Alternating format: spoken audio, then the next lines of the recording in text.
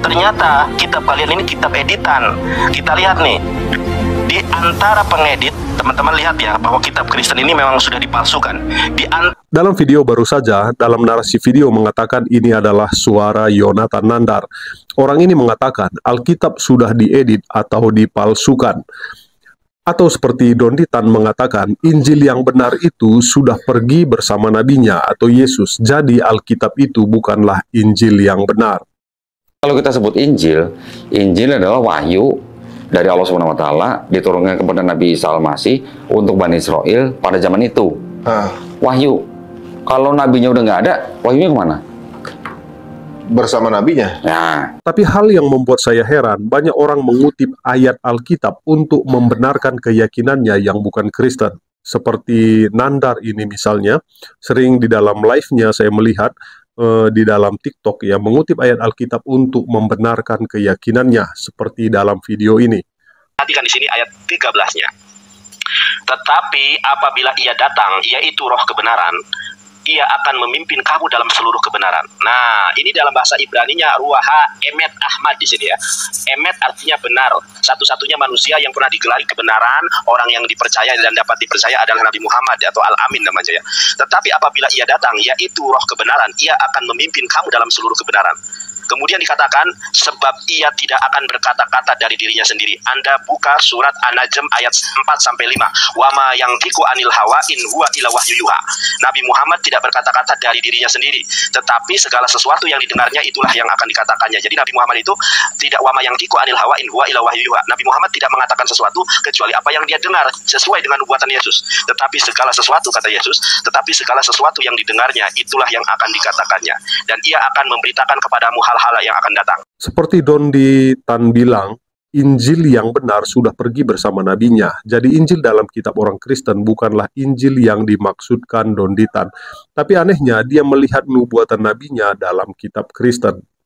tadi Ustaz yang bacain Yohanes 16 ayat 12-13 kan. Nah, I have yet many things to say unto you, but ye cannot bear them now. ye cannot bear them now. Sekarang yang ayat 13 tolong perhatiin ya. Iya. Howbeit when he satu, the Spirit of truth is come, he will guide you into all truth. For he shall not speak of himself, but whatsoever he shall hear, that shall he speak, and he will show you things to come. 7 kali di dalam itu disebut dia yang datang itu laki-laki. Nah, Kenapa roh-roh? Aduh, udah deh. Coba tolong cari Grab dulu. Biar nyambung, cari Grab dulu. Orang-orang Ambon biasa gitu kalau kita aduh Nyong cari Grab dulu. Kenapa nggak nyambung? Cari Grab dulu. makanya saya nanya, 7 kali disebut ya. kalau perspektifnya Kristen, komforter itu Roh Kudus, kenapa pakai he gitu loh? Iya. Emang Roh Kudus laki-laki? Bukan, dia natur. Kalau bahasa aslinya pneuma hogion itu natur. Dia tidak ada kelamin, tidak ada gender. Artinya tidak tepat kalau itu ditujukan di roh yang ada. Tidak bisa. Maka itu saya bilang cari Grab dulu. Asik. Jadi dalam Alkitab yang merinci kehidupan ajaran Yesus sering menjadi pusat perdebatan.